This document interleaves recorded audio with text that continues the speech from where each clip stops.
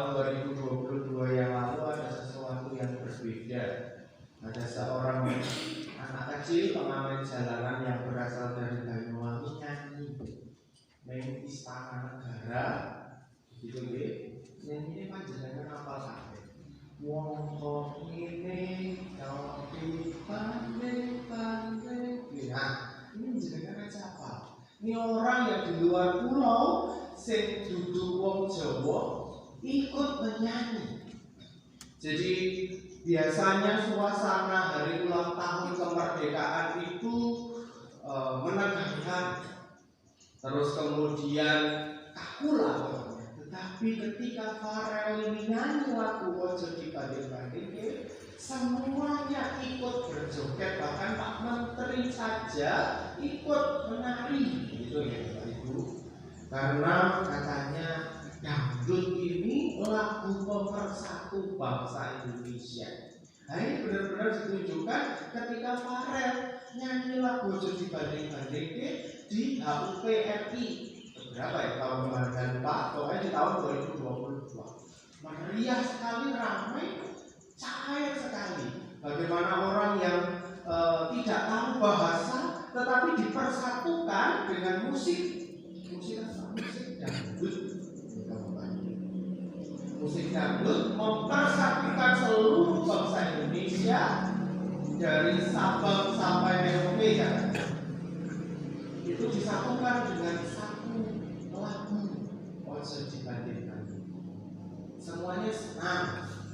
Nah, Bapak Ibu Saudara yang terkasih dalam Tuhan, demikian pula yang menjadi kerinduan Tuhan Yesus bagi seluruh umat yang ada di bumi ini. Apa cara menyatukannya?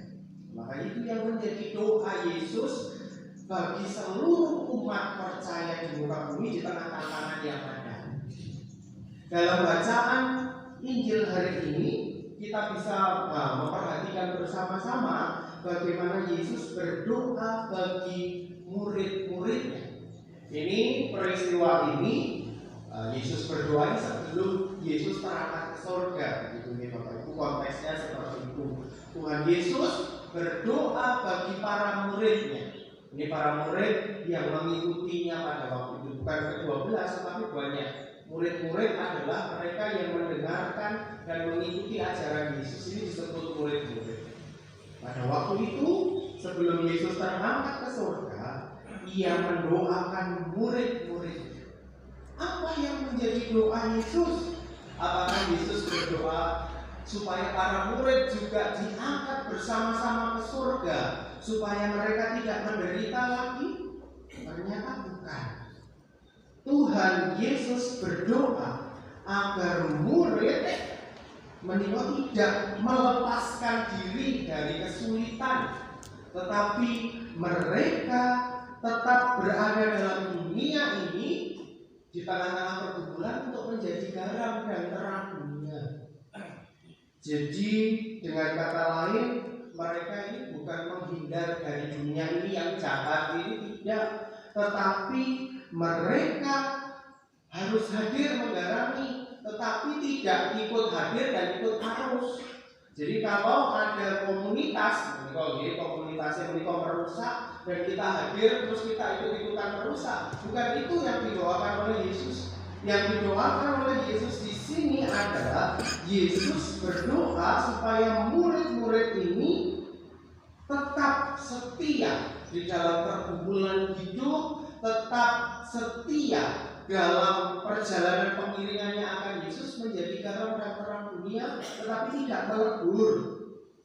Itu yang pertama. Yang kedua adalah Yesus berdoa kepada Bapa agar para murid dikuduskan dalam kebenaran. Nah, ketika mereka menjadi saksi, jadi garam itu di tengah-tengah pergumulan, Yesus memohon kepada Bapa supaya para murid ini dikuduskan dalam kebenaran. Ayat yang ke-11, ya Bapa yang kudus, peliharalah mereka dalam namamu. Nah, ini Bapak Ibu, ternyata ketika diutus menjadi saksi, tidak serta-merta ditinggalkan namun juga dikuduskan supaya dia tetap menjadi garam, dia tetap menjadi saksi, dan juga dipelihara di dalam nama Allah Bapa. Nah, ini permintaan Tuhan Yesus kepada Bapaknya supaya para murid ini dilindungi dari segala yang jahat. Yesus mengatakan kepada Bapaknya bahwa murid-murid itu akan kehilangan pemeliharaannya karena mereka akan ditinggal oleh Yesus. Kemarin pada dalam khotbah kenaikan saya sudah menceritakan tentang bagaimana kesukacitaan namun juga ada kesedihan ketika harus ditinggal oleh Yesus begitu. Namun dengan kasih Tuhan Yesus ini menyerahkan pemeliharaan itu kepada Allah Bapa dan nanti akan dilanjutkan pekerjaannya oleh Roh Kudus. Namun yang menjadi doa Yesus sesungguh-sungguhnya yang pertama seperti di dalam warta jemaat begitu Bapak Ibu, pasamuan ingkang nyawiji. Itu yang menjadi inti dari doa Tuhan Yesus kepada murid-muridnya, yaitu suatu kerinduan dan harapan agar para murid menjadi satu, tidak terpecah-pecah. Karena apa Bapak Ibu?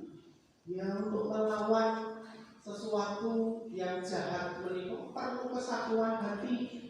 Nah, perumpamaan ini kalau menurut Rasul Paulus diibaratkan seperti seorang kawanan begitu ya, ketika dia lepas dari kawanan itu dia akan roboh. Nah, biyen waktu kula SD menika Bapak Ibu menjelaskan tentang kesatuan itu seperti sapu lidi. Nek sodo nek siji menika dinggo nyapu ya suwe dan kena napa niki gampang patah. Tetapi ketika sodo ini dijadikan sapu diikat jadi sapu lidi, dia cepat membersihkan halaman, dan ketika dipatahkan juga kan sulit. Semakin besar ikatannya, semakin sulit pula dia dipatahkan.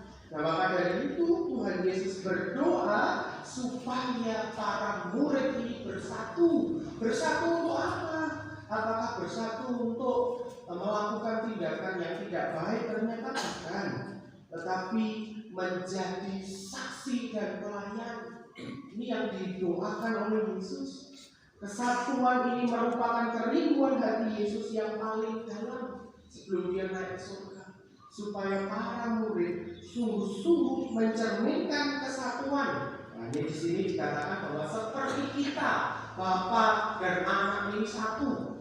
Jadi kalau kita ini diminta bersatu, ya tidak serta-merta ini pokoknya bersatu, tetapi ada teladannya, yaitu Allah Tritunggal, Bapa, Putra, Roh Kudus ini adalah satu.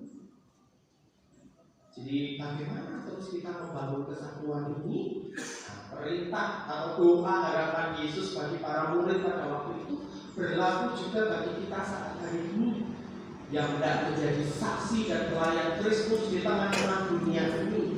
Mari kita membangun persekutuan berdasarkan saling mengasihi.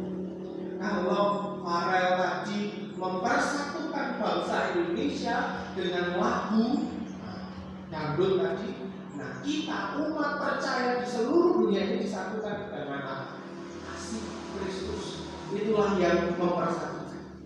Dengan saling mengasihi satu sama lain, kita dimampukan untuk hidup dalam persekutuan. Gak mungkin Bapak Ibu tanpa kasih kita bisa bersatu, karena masing-masing pribadi ini punya kepinginan masing-masing. Bayangkan ini, saya mau nih, aku kepengen ini, mari konco-konco yang lain itu gak senang banget. Bisa jadi seperti ini kalau tidak ada dasar kasih. Namun ketika ada kasih di situ, yang satu ini punya mau, yang satu punya mau, ini ambil hukumnya orang aku mengasihi sedulurku, maka itulah yang akan mengikat semua.